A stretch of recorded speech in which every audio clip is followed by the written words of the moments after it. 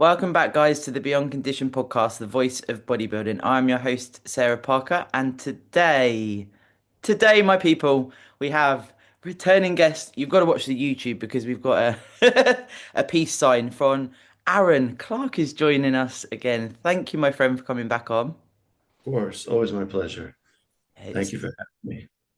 always like as I said to you, you're certainly a trusted guest on the podcast. And for me, it's always been to, of course, gearing it towards what the listeners want to hear, but also making friends in the industry and finding that vibe because bodybuilding can be quite a solo endeavor, can't it? You're sort of in your own. Hey, no doubt. Yeah. I've never asked you before. So, friends wise in the bodybuilding space, I've made some of my literally best lifelong friends in the bodybuilding space. Are you the same? That's an interesting question because I feel like, um, man, I've been in it my entire life, Yeah. right? I started as a teenager. So I inevitably, um, yeah, I think almost everybody that I've met since then has had some, whether they were in bodybuilding or not, they probably at least there was some gym relation to like my meeting them, right? Or crossing paths with them. Um, but yeah, I mean, I've met all kinds of people. It's a very interesting industry because it's a bunch of people who I won't say have nothing in common, but if they're from different, you know, walks of life, and the thing they have in common is that they work out, right? And try to improve their body and et cetera, right? Like, so it's, yeah, you meet a lot of very interesting people for sure. Good and bad. Yeah. Good and yeah. Because, people outside of bodybuilding, you can sometimes forget, but when you are sort of in scenarios with Gen Pop, as it were, and it's like Yeah. we're deemed as almost we're the sort of weird ones, right? Like we monitor our food, we train, etc. And so many Which people is are like, true. It's very weird, you know. Yeah, it's very weird. Absolutely. That's a, you know, I it I was talking about this with someone the other, yeah, it's like how weird it really is to people who, you know, this is right. It's craziness for sure. So yeah, having people that are at least somewhat on the same wavelength that you relate to or that you have a similar pursuit is nice. Yeah, yeah. for sure. I feel That's like the sort of bodybuilding in itself, it demands work ethic, as it were. So it's like there's a commonality there for you. If you're a competitive bodybuilder, more than likely you've got that work ethic. So it's like that sort of like badge of honor to be like, all right, like when you walk in the gym and you can tell who competes and who's bodybuilding seriously, and it's like that nod, all right, yeah, mate. a little street cred, if you will, almost in the gym. Yeah, I think that yeah, especially if you've done it, then you know, oh, that person they do it, right? Like they really do it. But either way, it's cool. Like I think, you know, I've met a lot of people that maybe they weren't at that level, but they're really cool and they were really excited to learn. And, you know, they've been friends of mine. Um, so yeah, you meet all kinds of people. I think some people in the gym, they're curious. They're there like maybe they really would like to learn about it. Maybe they aren't going to do all of it, right? But they're very interested and they're very nice people. So yeah, for sure. Yeah. It's super cool. It's like a nice respect for that work ethic and what we're pouring into it. And it's not why we do it, like the external validation, but it's just like oh, that's cool, when people admire what we do. And I'm a fan of bodybuilding myself, right? Like I see people getting after it and I think, wow, this is so cool. Like that excitable person at the start of the journey, which was me, Yeah. very much here because even like the Arnold's being on Instagram and stuff at the moment and seeing people compete, it's like, whoa, who's gonna win and everything's going round, isn't it? And it's like you can just watch people displaying their hard work, right? Yeah, that's what it's about.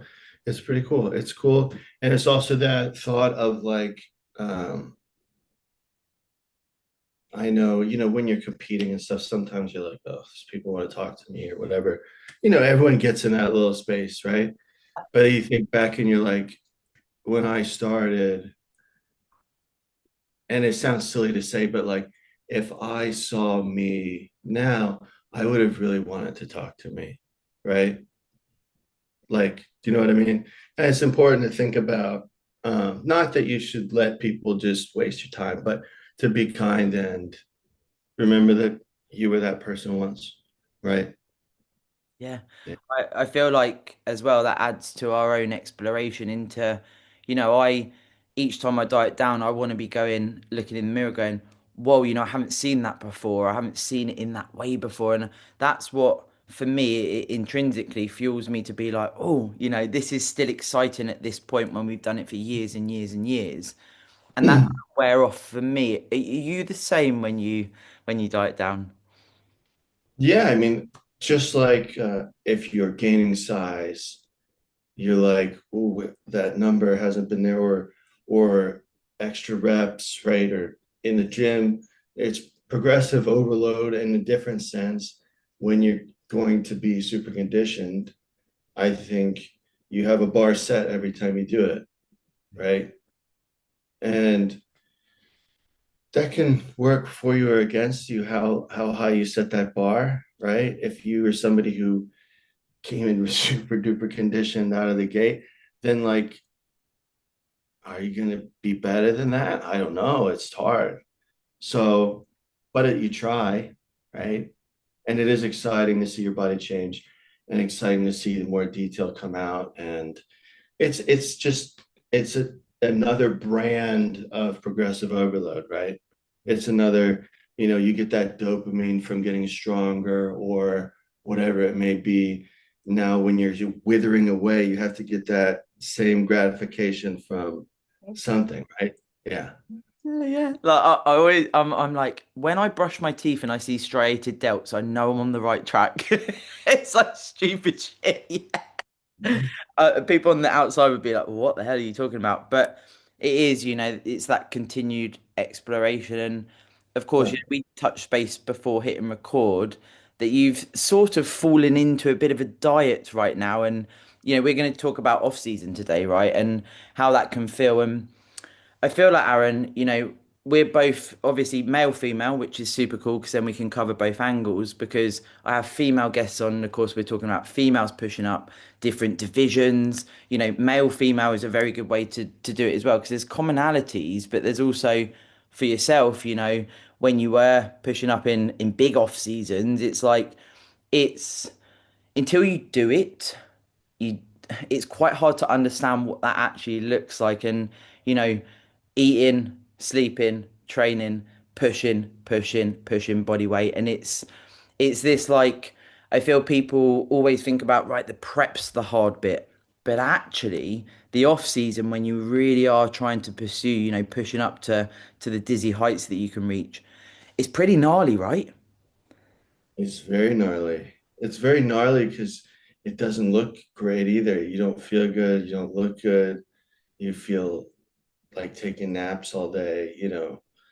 I think that journey is very different for a lot of people. It really varies. And I think as someone, when I got into bodybuilding, I was a very lean and small person, you know. It was about a buck 10, like 110 pounds, right? I Very need to see little. a photo. I need to see a photo of that. Yeah, I have some, but very small. So it was always a challenge for me to move up in weight, right? It was easy for me to stay lean, but I could push food. I wouldn't maybe gain a ton of weight, but I think, I have clients I work with that I can't do that with. It's just they just start putting on body fat, all body fat. You know what I mean? And finding that balance, I think a lot of people have in mind, like I need to push, push, push, push. It's like trying to gain size, gain size, gain size. And whether you're eating 6,000 calories or 3,800 calories, you might not be gaining any more muscle, right? And of course, you need to eat in a surplus, but how much, right? And I think some middle mindset, and it's hard to find because it is difficult. You know, when I got into bodybuilding, I came from a background of already dealing with body dysmorphia and wanting to be lean all the time. And so that was something that I wasn't good at, is letting go of that and really going up, right? Now there's pros and cons to that because it's easier to come in great condition, right? But it all depends on your goal, right? I mean, I competed in a 212 class. So in terms of gaining, you know, massive amounts of weight, I didn't have to try to get to 300 pounds like I see guys do, right? Um, and it's also, that's something I look at and I'm like, I'm not really interested in doing that. But respect that, that's brutal. You know, I think the highest I got was maybe 255 or so, and I'm 5'6", 5'7", right? I'm a small guy. So I mean it's heavy and you're tired and it's, yeah, it's a lot on your body for sure. Yeah. Yeah. When you see the 300 pounds is almost like the you see that a lot, don't you? And I've had a couple of guests on, Nath and Josh. They're actually friends and they're both very tall bodybuilders.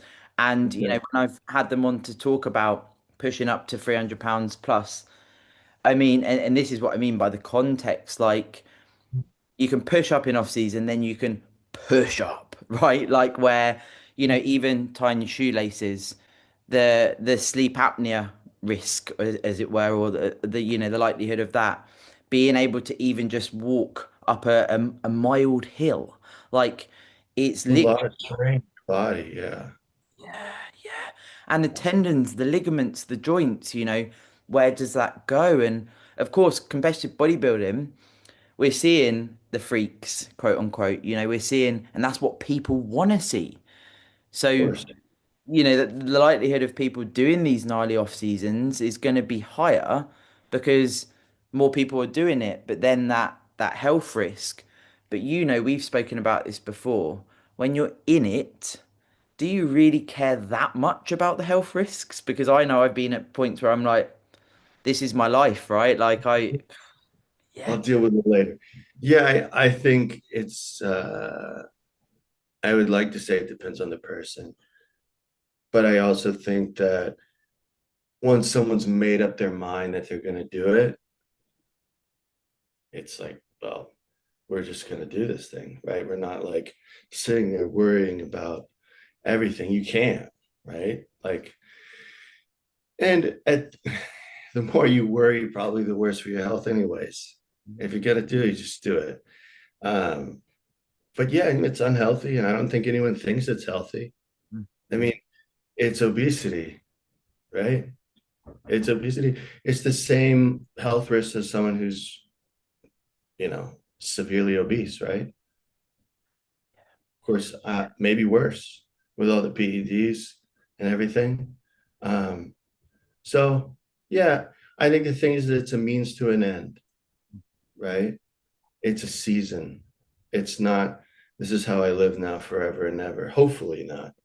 I mean, but um, so yeah, it's an interesting thing. It's I was talking to someone today who they they had been a runner before getting into bodybuilding.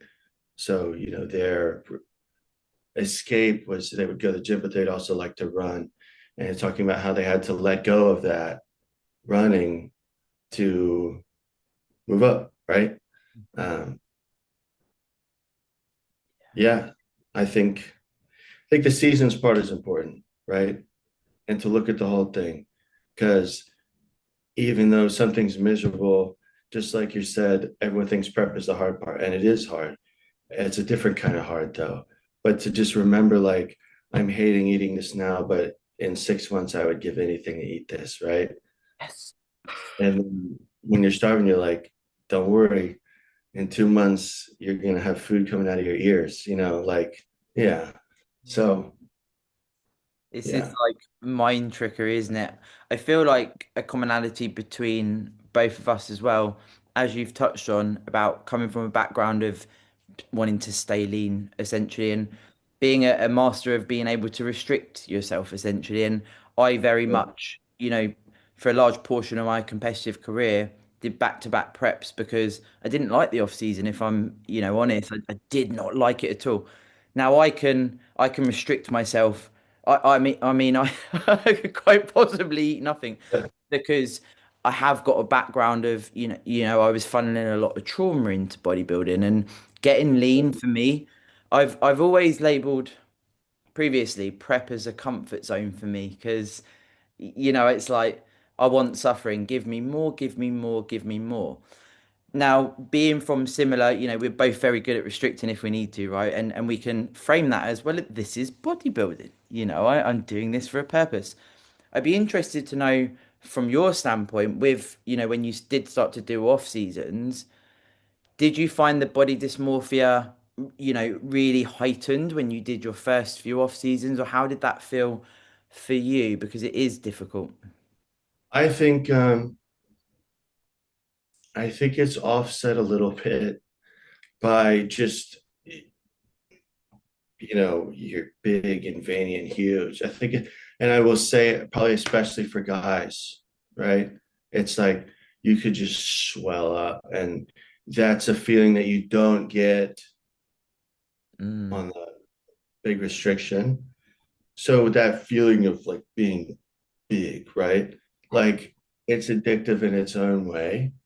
And some guys have a really hard time letting go of that, right? mm. Um, does it mess with my head? I mean, if I think that I could have certainly pushed harder. And I think that there was a limit of what I was willing to do in the off season to gain size. I would do like, I would push up, but I admittedly not like I see some people do for sure. And I do think though, when I did, there was a season, that's when my weight really went up over 250. Like after that, my waist never really looked the same. Okay. And I think that it's something to think about. I think everybody is quick to point at distension as like it's growth hormone or it's whatever they want to blame it on. But man, if someone's eating 6, 7,000, 8,000 calories a day and like all that inter-abdominal pressure, like the fascia in your abs over a decade, like it stretches, you know, and it's something that I've had to try to come back down. Like, but it made me think about like what how much of this is actually giving me a better physique, you know? And that's subjective, right? And some people, the way they're built, like they might be able to handle a harder push. Some people, like myself, shorter, right? Maybe you should think about it.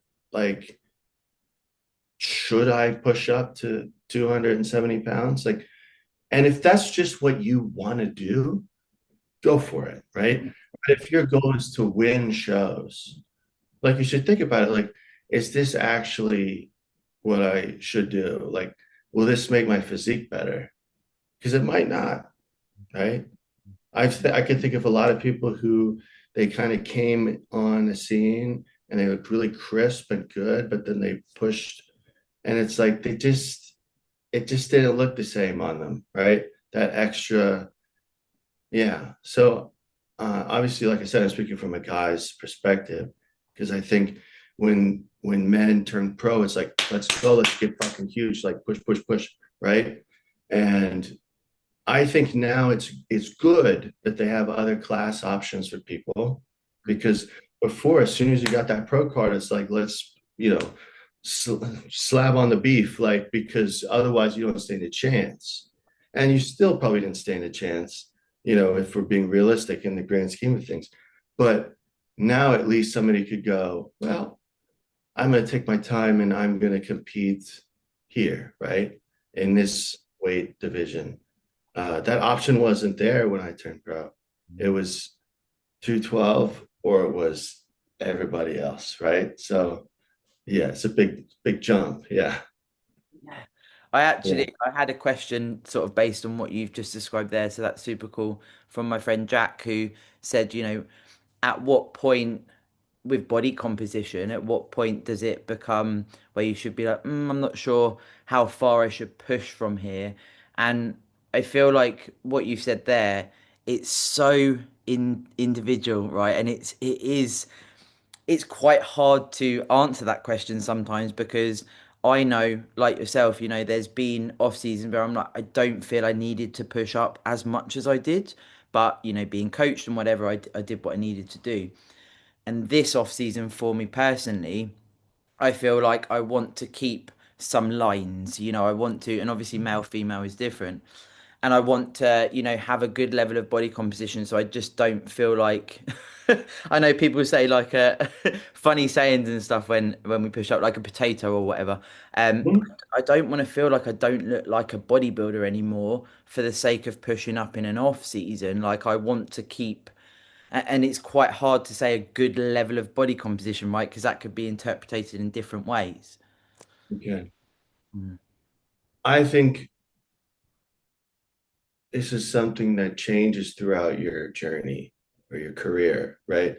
I think early on, you might need to do those hard pushes because you don't have that dense, mature muscle that you build over time. And the same goes for the PEDs. Like you might have to take more Mhm. earlier, Mhm. right? And I've had this discussion with a lot of people because they'll ask me like, well, what are you taking? And I'll say what I'm taking. They're like, geez, but I'm like, but I've had this muscle for 20 years, you know? So I like, and the older I get and the longer I have the muscle, it's like, I'm not going to push up 30 pounds, right? Like, no. And I think too, you almost find your place in the sport of like, this is where my physique kind of belongs, right? And it's okay if you're like, no, I have to at least shoot for this. Okay, to go ahead, right? But everyone kind of has that sweet spot of like how they're built and like how much muscle is really will look good on my frame. Mm. And so you kind of figure out over time what goes into maintaining that look for you, right? Or at least close to it. You're not going to maintain the same look all year, but close to it. You can do so, I think, a lot more the longer you've had that tissue, the longer you've done this. Um, and that's just something that I have realized as time goes on. And then what do you say? When do you stop the put? What was the question of like, when do you know when to stop the pushing? So let me read it out exactly. So, how uncomfortable should you be in a push-up before it's unproductive? So that was the actual question. Obviously I gave a convoluted version, but yeah, I think a lot of that has to do with your insulin sensitivity too, nice. right? If you've been pushing food for a long time, your body stops really processing it efficiently and you kind of hit a wall. And depending on the person, it might be beneficial to take 6 to 8 weeks and kind of do a little, not a huge deficit, but back off, Nice. right? Back off, do some cardio, not like we're trying to lose 30 pounds or anything, but just, you know, let your body breathe a little bit, right? Before you like go back. And yeah, because you can't, your body, why from overeating do people give themselves diabetes, right? What the fuck is the difference? Like people, if you're sitting here eating 1,000 carbs a day, do you think it won't affect you just because you lift weights for an hour a day? Like that's crazy. I know. Because Plus, with the growth hormone and stuff that people take, it makes it worse. So, their blood glucose is through the roof.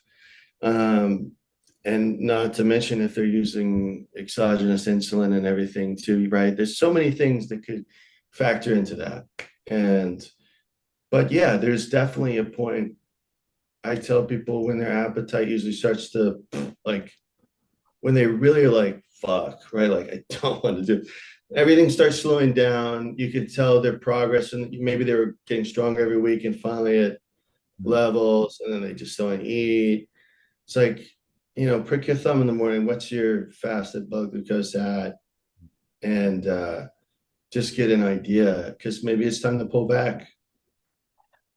I love you've Everything has a limit of where you can that you can squeeze out of it, right? And then you gotta, yeah, it is as well. I feel like the evolution of bodybuilding in itself. I actually had a not a heated discussion. It sort of was a heated discussion, but I did a mini cut last year, and I've never okay, done a mini cut or whatever pullback.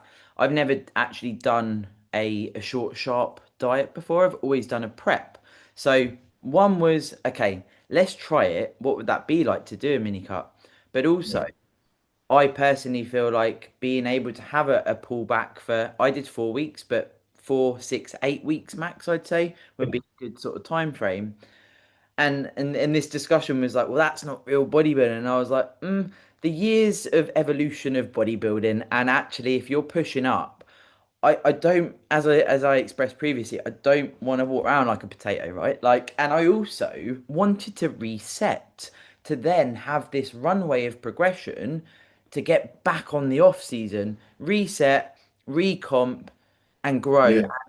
For me, it's been great, and it sounds like you're an advocate of this as well because bodybuilding has advanced from the days of when it was like just prep or off season. It's not like that anymore, is it?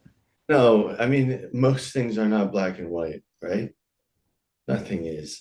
And it's such a pet peeve of mine when people are like, that's not real bodybuilding. It's like, what the fuck is real bodybuilding? I know, I'm the same. Like when people are like, they have uh, some moral issue with people using these GLP drugs. I'm like, you take these other drugs, like, no, you have to suffer. It's like, what do you mean? Like, does it make your physique better? Like, you take all these drugs to make your physique better. You can't decide what's bodybuilding and what's not. Like, and people, we know so much more now. Yeah, like people, it's advanced. For years, there's so much bro science that people, and some people just cling to it, and you have to just pry it out of their cold hands. Like, like they don't want to let go of these like hardcore bodybuilding um ideologies, whatever we want to call them, right?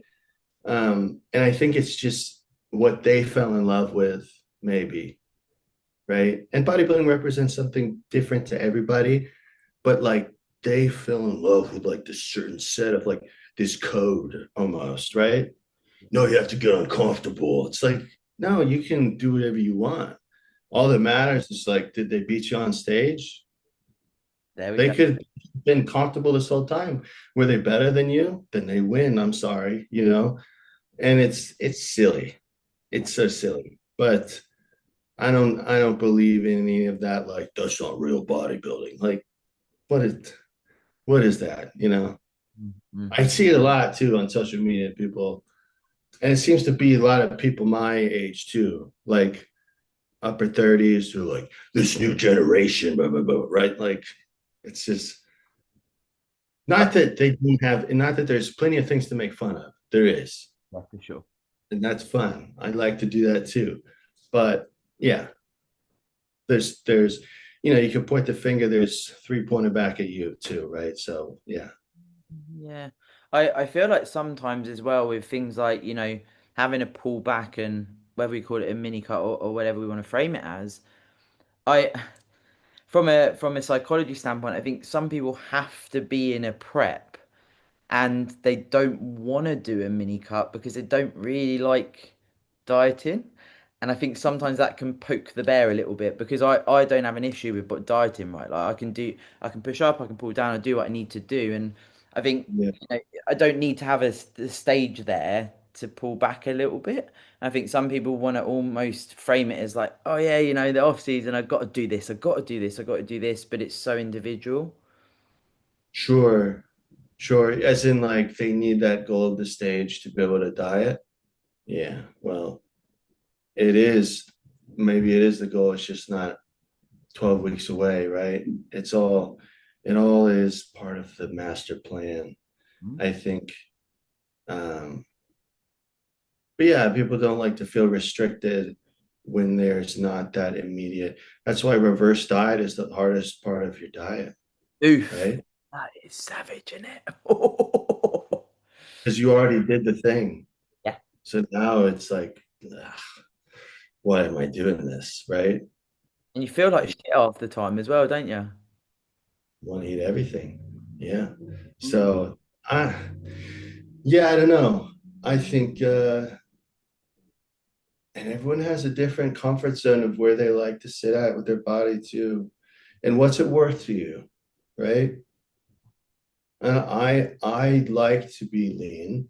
So if that means I'm a little slightly uncomfortable, that's okay. Mm. I would rather be lean than eat ice cream all the time. That's my choice. No Yeah. one's making me do that. I'm not winning a trophy because of it. You know what I mean? Well done, That's just, Aaron. Well done. but you know what I mean? Like, there's nothing uh, like noble about it. It's just my own priority. And some people maybe to make bodybuilding healthy for them, their balance is a little different, right? Where they are, maybe they want to sit a little higher body fat because that's how they like to live their life. And these are things that people like at the end of the day, this you're doing this because you want to do it, right? And so there's some things that are black and white, but this most of it's not. And yeah, if you get a little fatter, then you're gonna have to diet a little harder later, right? It's gonna be like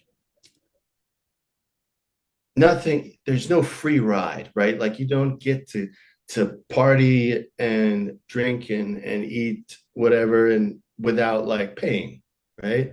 You'll have to diet harder later, probably. But if that's okay with you, do your thing, right?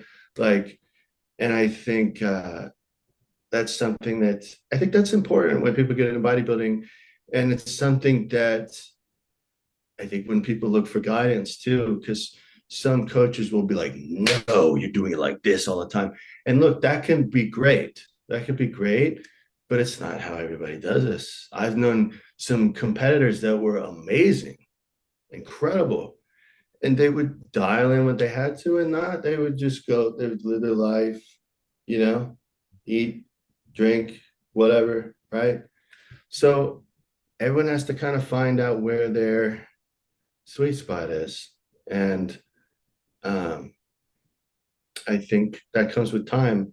Just like we were saying, the longer you bodybuild, you kind of find out where is my, like, where am I kind of on this spectrum? And it just comes with time and experience. Yeah, yeah, I couldn't agree more with that because it is it for sure. You understand bodybuilding. You also start to learn your own body, and that's a cool Yeah. part. Yeah.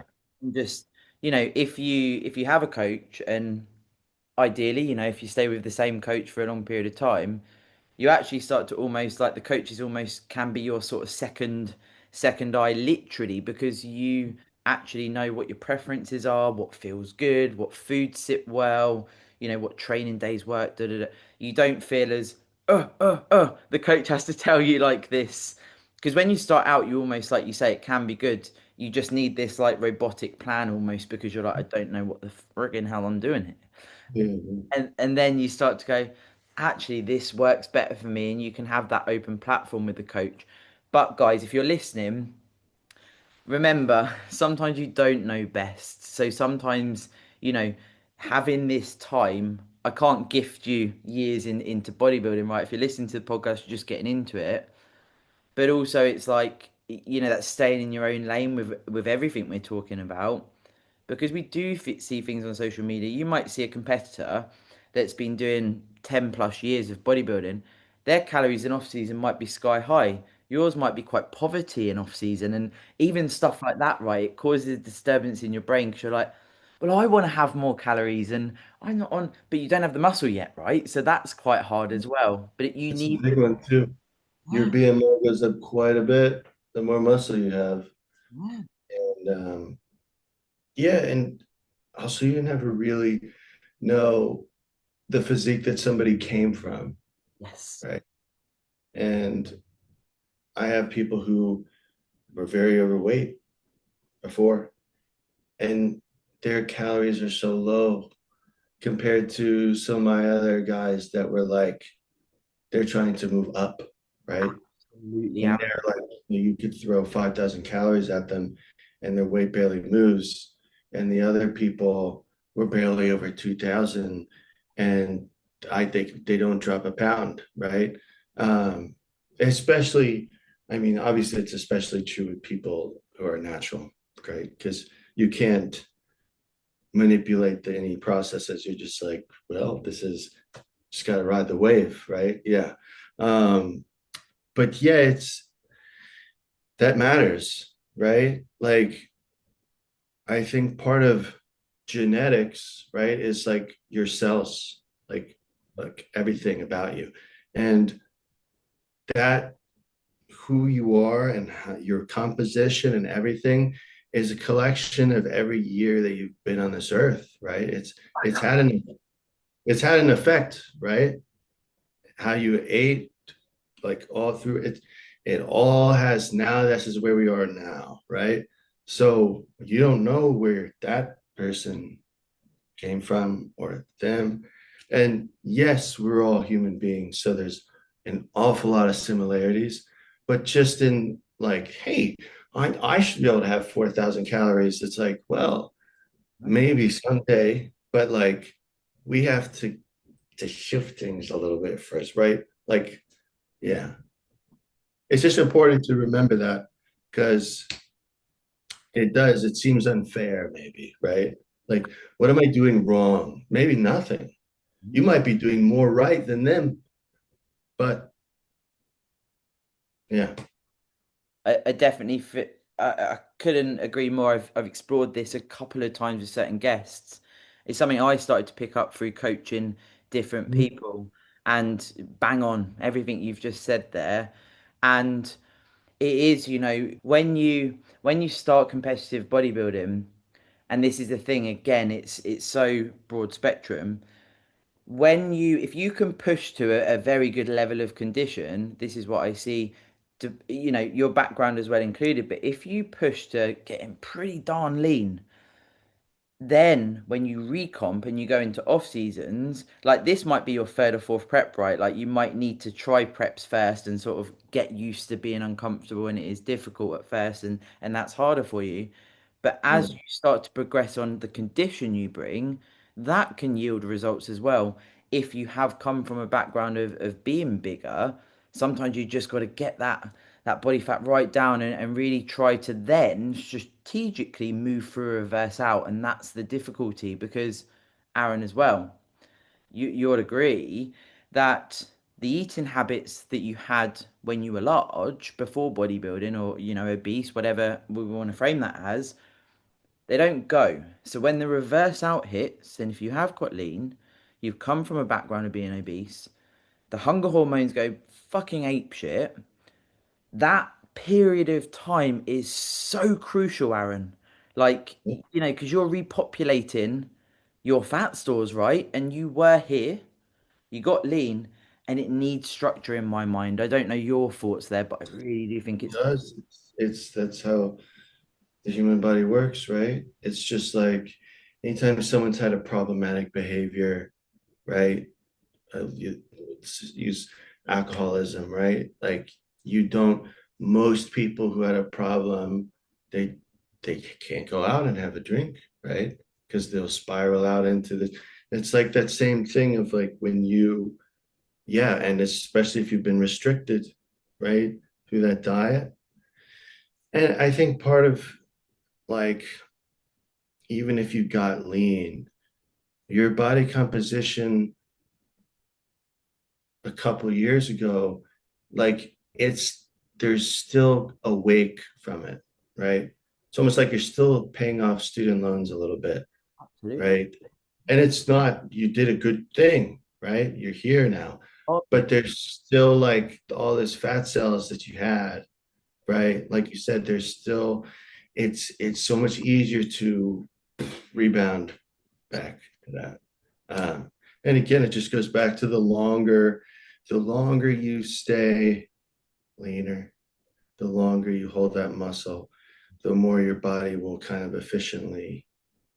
It's still difficult. It still takes discipline, but like I said, you find where you're at, and yeah, Mm.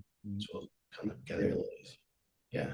Then, isn't it? And the mindset, which, and it's hard because, you know, if you have come from that background, often, think about this with, and, anorexia, right, as a food disorder, you would view as, wow, this person under eating, they need help, etc., etc. And it's the same for if you go on the other end of the spectrum, right? So if you get very obese and you have distorted ways of eating, there's under eating and there's overeating, and it's the same contribution, mentally there's support needed and what have you, and you're on a journey, and people don't maybe give the relevance to that sometimes because it's like, oh well, you're just greedy or etc etc, but there's something behind that normally, Aaron, isn't there? There is. There is. And it's important to be conscious of because I know I can say for myself, it's easy to, if you came from that background, to come into bodybuilding and just replace it with the bodybuilding. And we may have talked about this before. I'm not recalling, but maybe. Um, and to like, you have to be aware, like, why, why is this a thing for me? Right. Even if the bodybuilding helps, because life is going to come in phases, and things don't go away. Yeah. They're still there. You're going to have to deal with it eventually, even if doing preps and getting shredded, like it helps you right now. Like there will be a time where you're going to have to deal with it, or it will remanifest in another way, right? Does so yeah, I think it's like you said, it's like an extreme, right? But it's almost like a triangle, right? It's like we have the anorexia, and you have the way overeating, and then up here maybe there's like bodybuilding, right?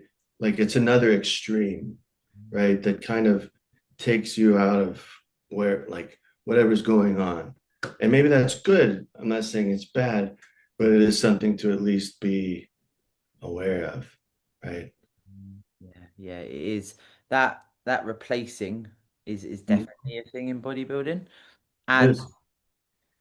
it's, I had to deal with it myself, and I'm sure from what you said, you've had to deal with, I call them sort of demons, right? Like what I you don't take ownership for how much you're funneling into bodybuilding when you're funneling trauma into it. And you know, from my background and then finding bodybuilding, right, I'm very good at masking this as bodybuilding now, like no one will ever know. And the torment in your own mind. And when you do get to a point where you decide to start to look at those demons and deal with those demons, maybe you get support or what have you. It's pretty dark, Aaron, isn't it? It's pretty dark. Sure. Yeah. But everybody has them, right? It's nothing to be ashamed of. It's just something to be aware of, and to not think that, because, like we said before, bodybuilding is weird. Bodybuilding is extreme, and you push things that are, it's not healthy, really, right? Even if you're like, this keeps me sane, it's not mentally and physically healthy, right? If you're pushing it to a high degree. So yeah, it's good to be aware and to at least like it's your decision how you deal with things, but you should at least know, why do I do these things, right? Like what is drawing, yeah, where did this come from? And I don't know, it's what am I looking for from this? You know, it's a different answer for everybody. For sure, for sure. Especially when, you know, and when the stage isn't right there, like when you're not in a prep, whether it's off season or, you've come away from stage injury, whatever it is, it's Yeah. those times when you sometimes look in the mirror and go, why am I doing this? And ideally, the answer comes back that it's for you. And it sounds a bit woo-woo, doesn't it? But like, it doesn't matter how much hype's on social media. It doesn't matter how many people say, you're doing well. You're the one doing the work. Like, you're the one doing this day in, day out, and relationships changing and things that you commit to it, the sacrifices, quote unquote, that you make, it's got to be worth it. And I always think like if I was to die tomorrow, would I be happy with the decisions I've made as a bodybuilder? And I'm like, yeah, Yeah. I Yeah. That's all you can ask for, right? I mean, yeah. But yeah, it's your journey. And that's why I think, as much as some people want to tell you that there's so much like this is right, this is wrong, what do you want to do with it? Why are you doing this? Those are the most important questions. Uh, and people will pressure you to put certain answers in those blanks, but they don't really know. You're the only one that knows, right? And that's important. That's important. I think that's why I don't ever like to pressure people to compete or like do a thing. I'll be honest, like I think you can do well, but do you want to? Like just like we said before, this all comes at some cost, right? Do you want it? Is that what you want to do? If so, let's get it, right? Let's go. But yeah, I hear it all the time. People are like, yeah, people keep telling me I should do this. It's like, well, you're the one that's going to do it. Are you going to do it or not? you're the one that's got to put, like, you get these yes men, don't you? And it's Oh, that's dangerous. Very dangerous. Yeah. like when you rely on external validation, I mean, it's a fucking tricky Yeah. path, tricky path. Very. There's a lot of it. A lot of yes people, oh no, looks so good. You're gonna, be careful. Yeah. And like it's almost dangerous, right? Like and people are so they want to give compliments and make people feel good. But I'm like, do you care about them? Like to tell them like what are they doing? Right? Like, I don't know. I understand being encouraging and you can be honest in a kind way, but it is a wild. You do have to watch out for those people for sure. The yes friends will come, right? Yeah. For sure. It just came into my mind there of off season, right, as a topic. Yes, men in off season when, and this is hard as a coach sometimes when, clients are reversing out. You deserve to have this treat. I'm your friend. I'm not a bodybuilder, but I'm going to give you all this food and you look great and you shouldn't be lean. And yes, men in that scenario is also treacherous if your path is to be a competitive bodybuilder. They don't know bodybuilding, guys. Like, this is, yes, Yeah. people are trying to be nice. I understand that. I'm not taking that away. I've got a mum that likes to give me food post show, but Yeah. you've got to have a relevance on what are your ambitions moving forward as a competitor. It's not a competitive bodybuilding setting, and I think sometimes there's a bit of delusion around that as well, Aaron. Lots. Oh, so much. So much delusion. Or you post a photo, right? And people will be like, oh my God, you could win a show. You're like, yours is blah, blah, blah. You're so like it, yeah. It's it's just a picture. It's on Instagram. It doesn't mean anything. Um, yeah, you gotta be careful. I mean, that goes for anything. Taking other people's advice on your own path is very, you got to be careful with that. It's a whole thing. But with bodybuilding, yeah, people who don't do it, right? No, you're very lean. Like, yeah, what's that? What's lean, right? Like,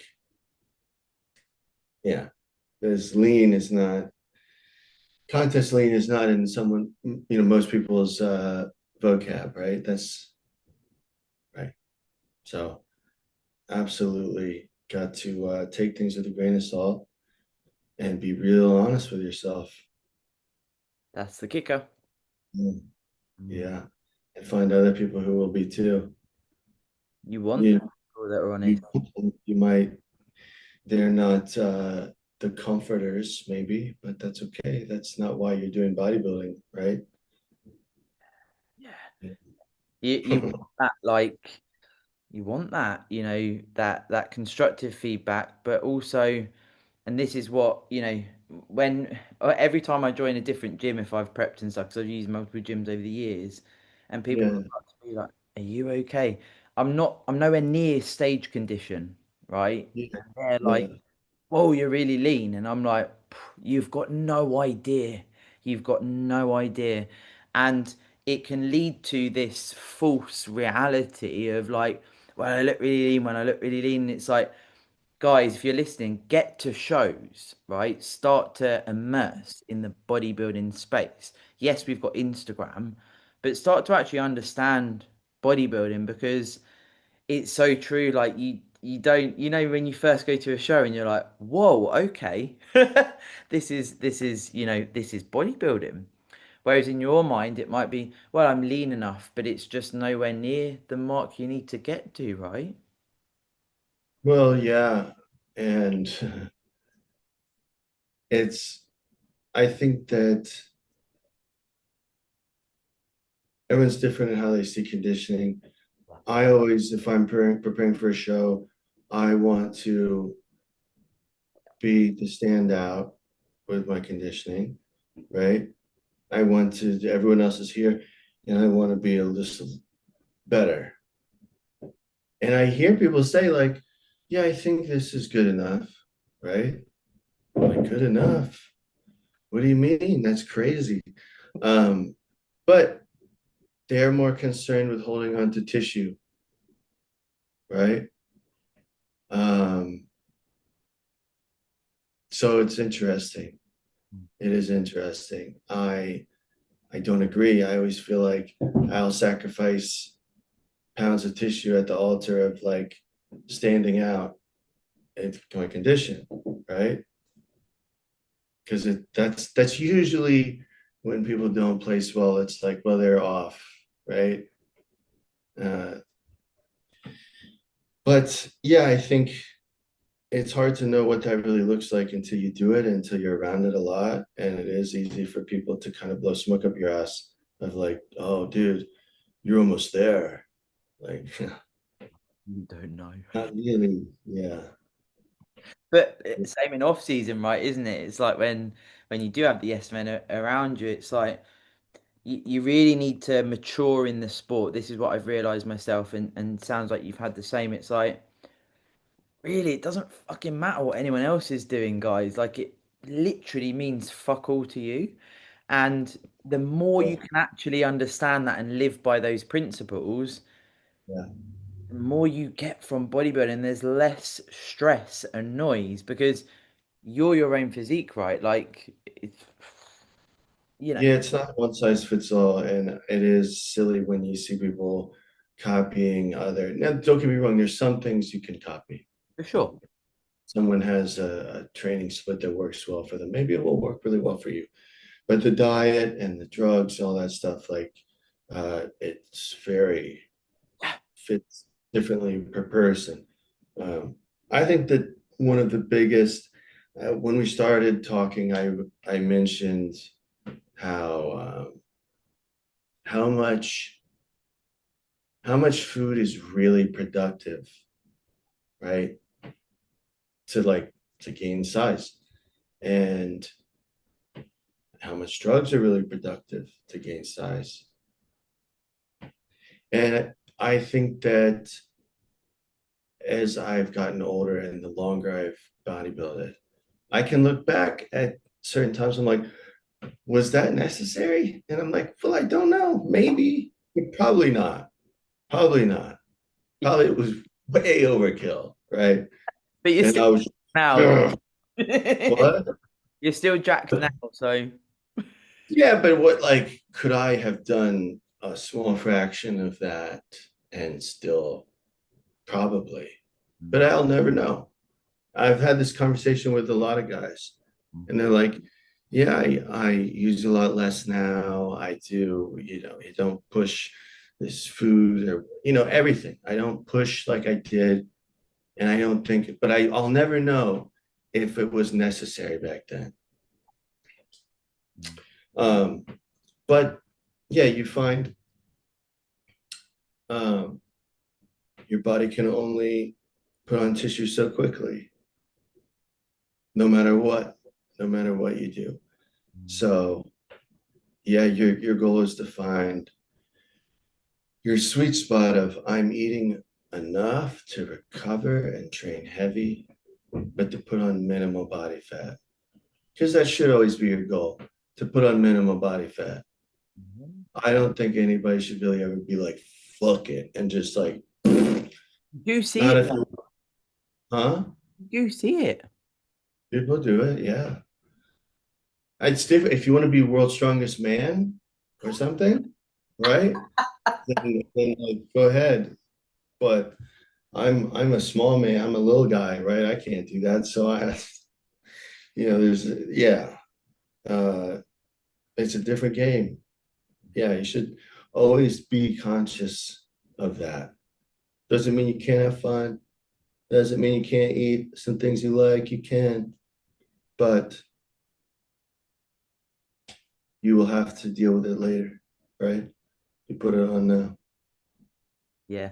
Actually, as well, a question from Jack about PD. So where he said about how uncomfortable should you be to push up and before it's unproductive.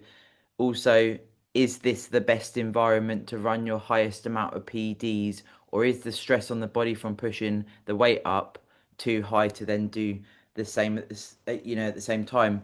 Again, it's going to be very individual to the person, but I think that people probably oversight a touch that the stresses on the body include pushing food, less Yeah. activity. PEDs are a stressor. If you don't know, guys, listen to that bit again. They are a stressor. It's a compounding effect, isn't it? So if when you were pushing up above the 250s, would you run a higher cycle there? Or I mean, it's hard to remember sometimes, but I would take a higher dose of testosterone okay. as a guy, right? Because I wasn't so concerned about water retention. Hmm. But overall, you don't need a lot of drugs to grow when you're eating. You need enough. And just like you said, it's a stressor, right? There's a certain amount of just like shit that you put in your body where it's not productive anymore. And the whole goal is to create an ideal environment to grow, like an ideal anabolic environment. And taking, you know, grams and grams and grams and all these orals. I mean, a lot of people use orals off season. I can't eat. I could never eat. So there's toxic drugs like anadrol, danabol. Some people use them, but I would try in a few weeks and I'm like, this is so stupid because I can't eat. So what's the whole point? There's no point. Yeah. Like it's a negative factor of anything. Um, but I think that your doses of some things go up. Maybe they could be higher, but I will die on the hill of like you save the hardcore PEDs for your prep. Like you can get really big uh, with just some drugs and food, right? And you also want your health markers good when you enter a prep. If you've been putting all this toxic shit in your body all off season, by the time you get to run a prep, your liver enzymes will be fucked up. Everything will be all fucked up. Your insulin sensitivity will be all fucked up. You're not in a good place to lose fat efficiently, right? Your body is not functioning well. So, if you're about to take a long road trip, you want your car to be functioning well when you start the trip, right? Same thing, before they do a flight, they check the plane, right? You want your body to be ready. So you don't want to just be pummeling it with all these toxic drugs in your off season. I don't think it's needed. I don't think it's needed. Most of my off season, it would be like testosterone and equipoise, or testosterone and a nandrolone, or like just just enough to grow, but not, yeah, nothing too crazy. And would you run growth hormone year round? So I I think because I got into being so young, I didn't have a lot of money to buy growth hormone. So I didn't run it as consistently as would have been ideal, right? Um,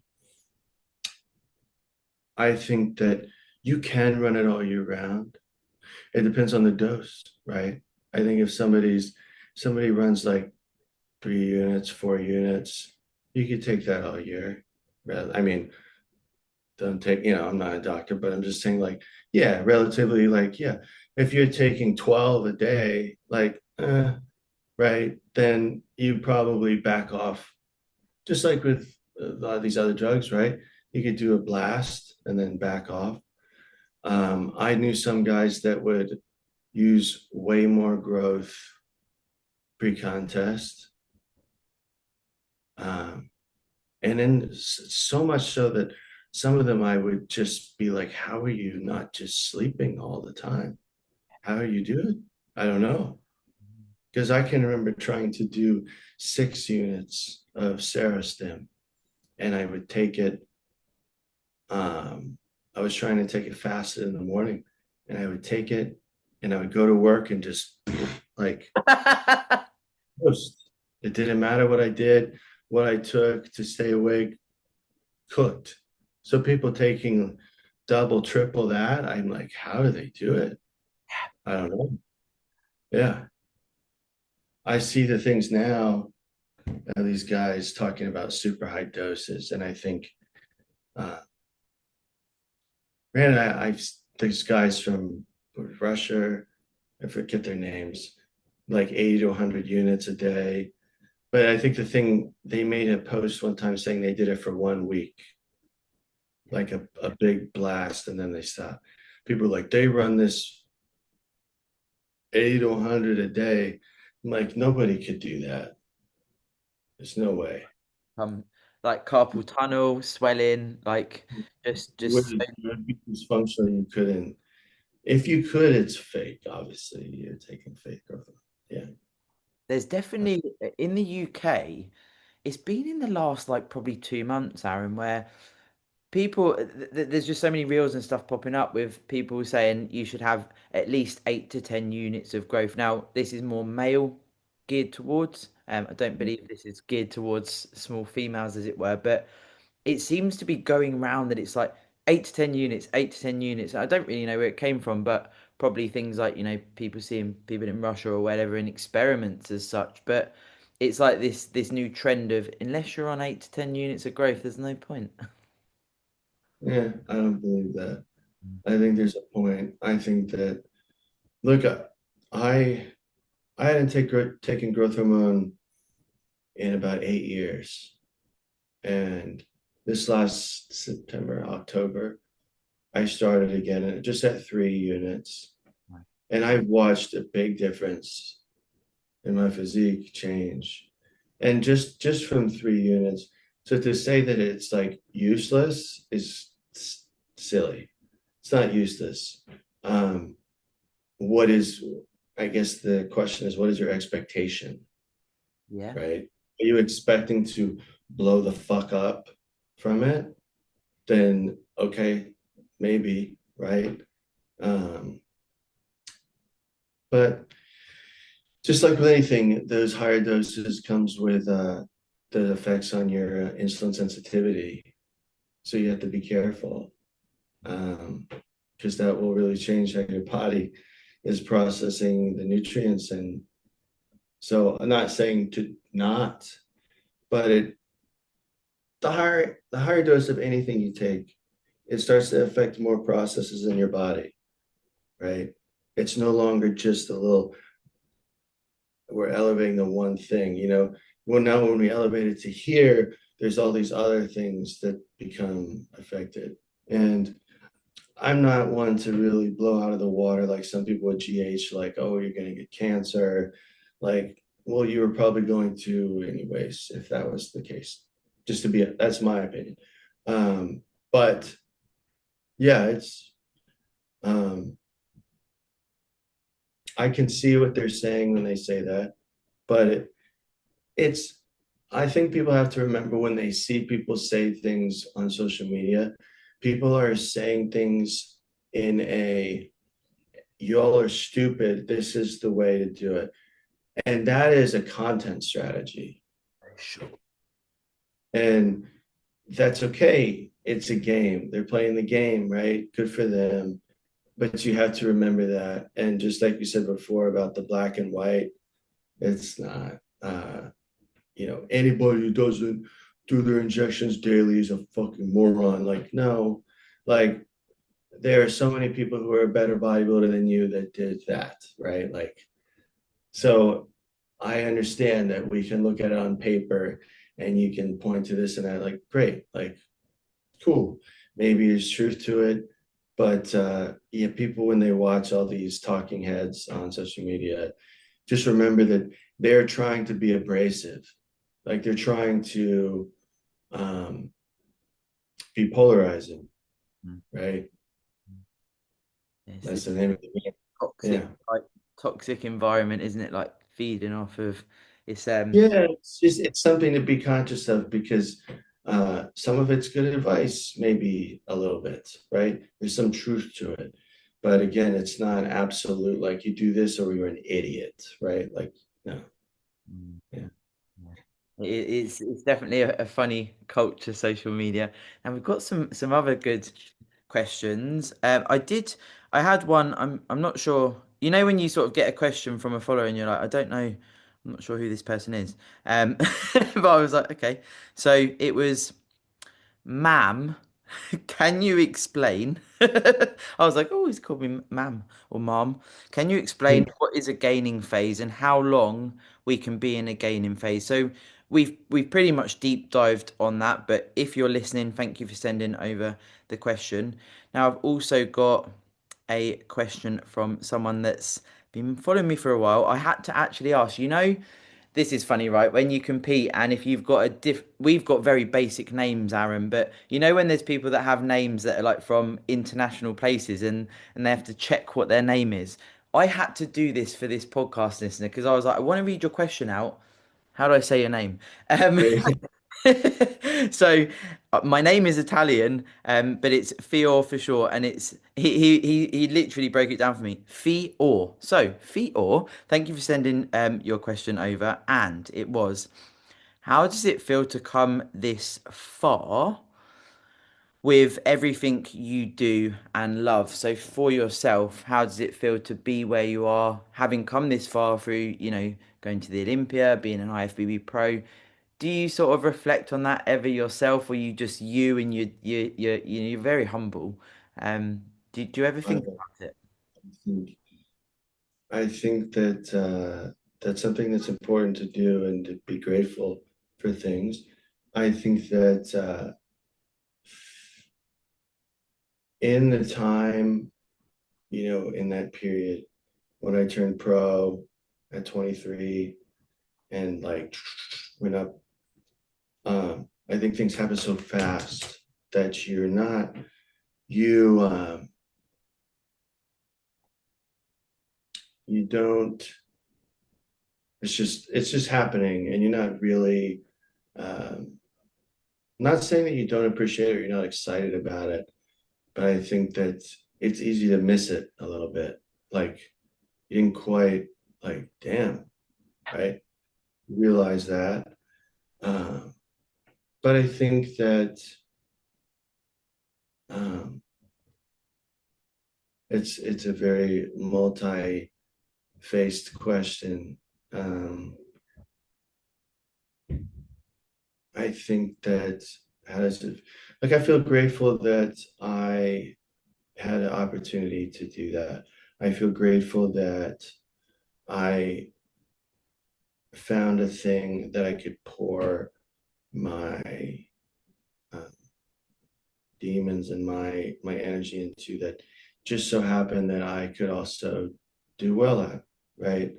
I think, do I have, I don't want to use the word regrets because it sounds really negative. I wish that I had done certain things differently, of course, but I think all those in the end taught me more. How does it feel? I don't know. I think that I'll also say that I'm aware that I sabotage myself a lot, right? And so when you're so aware of that, it's easy to, you know, that you could have probably done much more, right? That, and that you're the thing that was in between you and that. So I think because of that, it's harder to be like, wow, I amazing, right? You're like, man, too much shit is given, much is expected, right? Um, and I think that um, in the end, it's a lesson, and you grow from it. You take it for what it's worth. You're grateful, uh, but yeah, I think I don't know. It's easy to forget. I have my trophies sitting out in the room. I have them in a box for a long time, you know. But it's good to look at it and just appreciate and be like, yeah, I did do that, right? Mm. Um, it's important. It's important to look at things that you have accomplished and give yourself credit for it. Yeah. I don't Yeah. know. I could weave weave around in this for a while. Yeah. Well, I did say you're humble. It's, I think that when you have come from a background of facing adversity, as it were, and having to fight for it, as it were, like life, right? Aside from bodybuilding, when you multiple things happen. I remember from one of our podcasts where you spoke about, some of the shows and financially you were in a difficult spot and relationships and everything that was happening. And this is where we say about bodybuilding being for you. When you're used to being the person that's got to fight for it, that's got to fight for it, that's got to fight for it, there's an expectation on yourself to keep fighting, isn't there? And it's like there's rarely an opportunity to go, oh, okay, I've actually achieved something here, because there's the pressure to keep then achieving more. And where does that go? It's quite hard to step away from attracting suffering, I'd say, Aaron, and that's my own personal anecdote, as it were. Um, it's quite weird when you actually feel quite good in life. Personally, for me, I've felt like, recently where I'm in a good spot. It's like, okay, this is unknown territory. Do you know what I mean? Yeah, I do. Yeah, yeah. I think that probably that is one of the reasons that I did step away for a long time, you know, is it just seemed like, man, I did everything for this and just, right, like so that was a disaster. It wasn't because of that, but it it really sent me for a ride, And yeah, I think um, but I've been bodybuilding through a lot of different seasons of my life. And I think that you learn, just like I said before, like you kind of come into your own and you learn, what is this to me? And who knows? I'm still learning, right? Yeah, yeah, yeah. Also, as well, so have you got quite a new relationship? Yes, Yeah. yes. So I wanted to mention that because I was like, oh, it's really nice to see on your stories and posts you and your other half. Yeah. And she's a posing coach, is that right? So she should be. So Okay. she's from California and she's very good. And, she's done some preps, but then had to pull out of a show at the last minute. But she's such a learner, like she's such a student, and you can just like, because I coached these two girls who did a show, and I was watching her help them, and I was like, "You're so good at this!" Like, be, because she spent thousands of dollars on posing, Yeah. right? And it's admirable. And I'm like, geez, I never took a posing class once, We've got a but question about posing, by the way. that's my personality. And so it's cool. Yeah, she's very good at it. But yeah, we went and trained earlier today. Yeah, I love yeah. that. I mean, it's nice to mention it because sometimes finding a person that heals you, right? And that starts to there's more to life than maybe being this personally for me, this solo warrior taking on life on my own. I don't fucking need anyone. And then it's like, oh, I found some nice people in my life. This feels a bit weird, but I'm gonna go with it. And it's a bit of a transition, but when you do find your person, as it were, life looks very different. Now, with the question about posing, so it's actually from the reason that I did this as our podcast topic was Tudor is a listener. He actually follows you and he loves your content. He's a big fan. Very very cool guy. We've got to know each other through DM etc. But he asked about the how we struggle in off season and how to deal with that. So we've covered some of it, but he said how important is practicing posing during off season. So if you were to ask Aaron's other half, she'd probably say very important. If you were to ask Aaron, what are you going to say? Well, for one, you know, that was bikini posing. And bikini posing is very hard. I'm not saying that it's not. It's very different, right? Absolutely. The flow and transitions and the heels. You have to practice it. You can't look like a baby giraffe, right, on stage. Um, Bodybuilding posing is complicated. It's hard. It's very hard. And if I could go back and, like tell myself, I would make myself practice posing way more, way more. Um, I think I practiced enough, kind of, right? Like I got the job done. And I think that whether you want to be a great poser, like in a routine, is kind of up to you, right?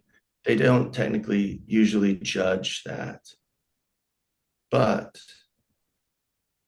your mandatories and learning to hit those and make it look effortless and to be posed top to bottom. I give people a hard time when they don't because I'm like, then what is the point? Don't just be jacked and don't compete. Exactly. Because I hear people like it's going gay, whatever, right?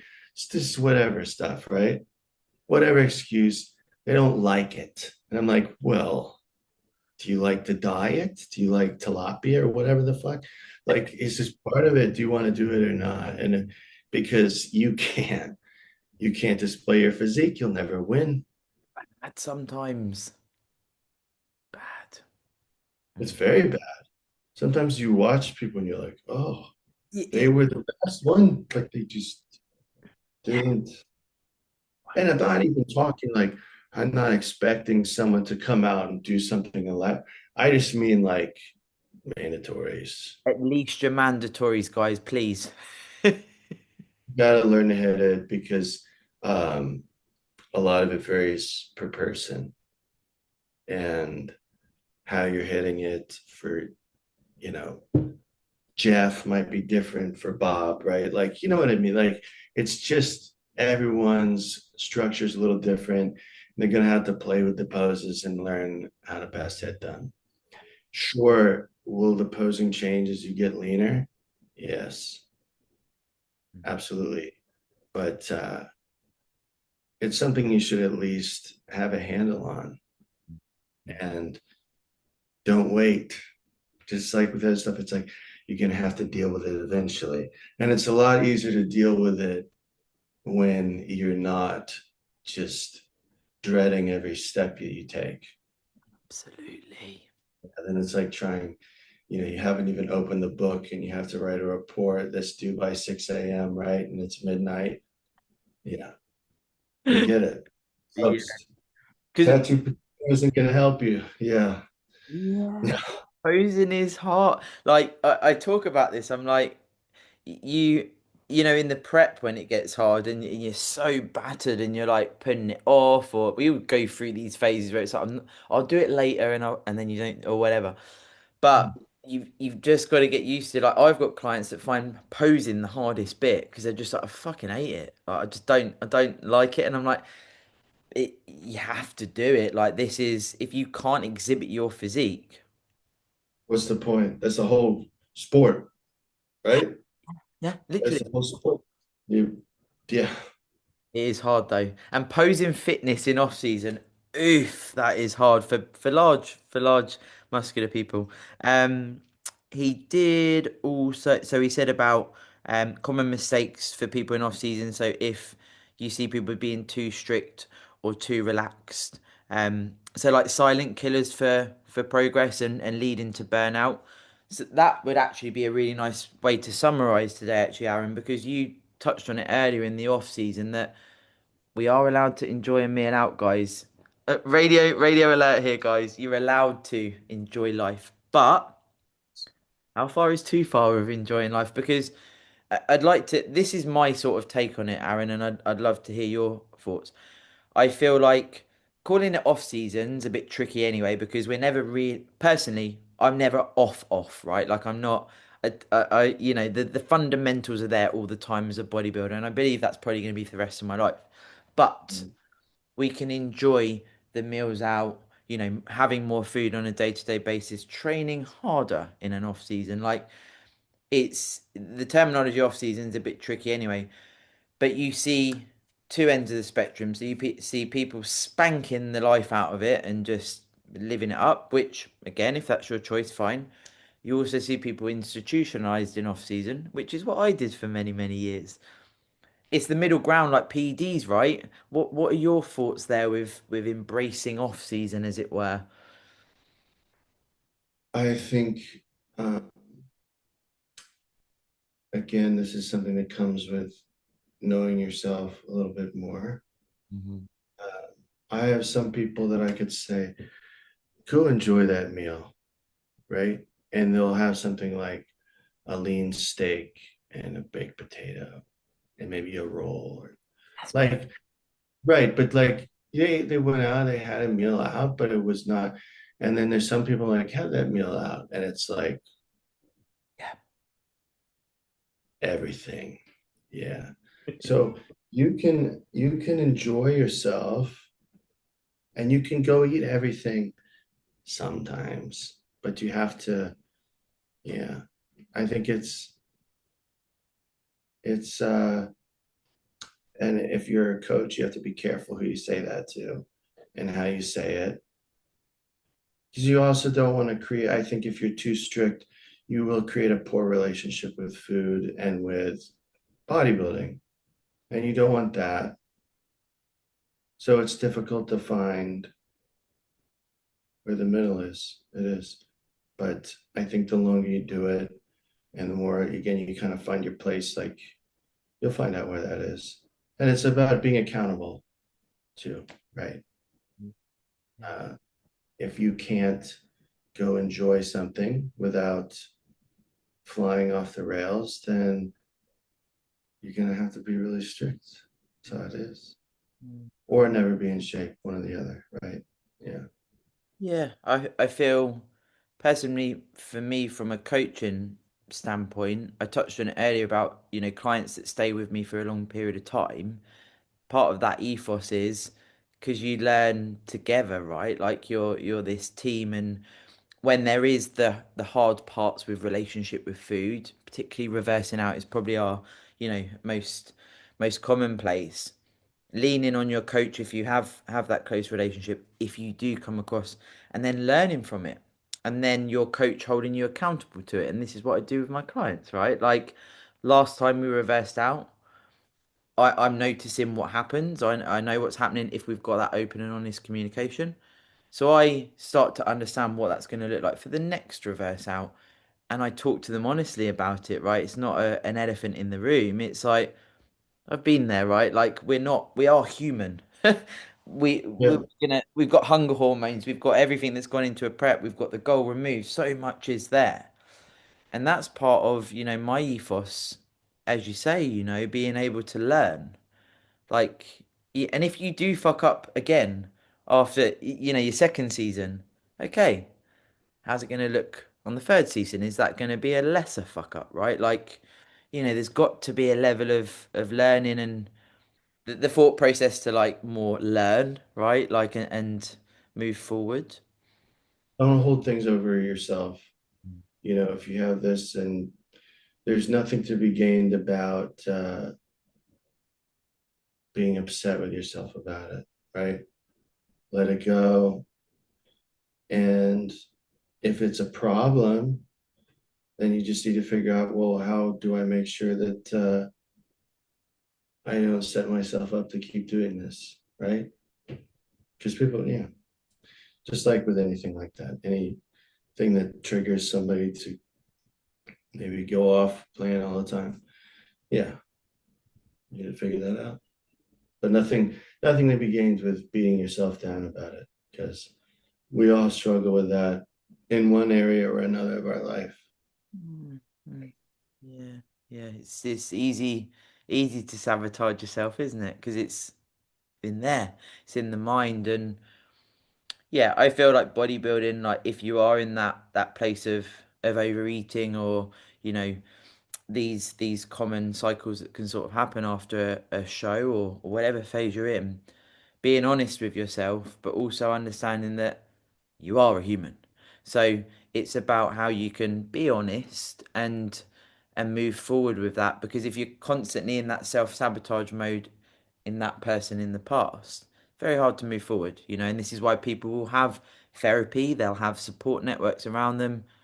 That's okay as well, right? Like, don't have Yeah, to suffer in silence. for sure. Absolutely. Yeah. We did that for too long, Aaron. We did that for too long. We see the brighter days now.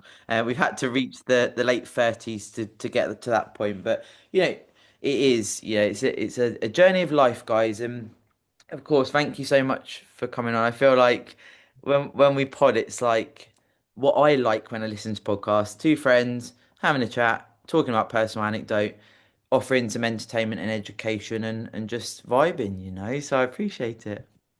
I always appreciate it. Thank you, Sarah.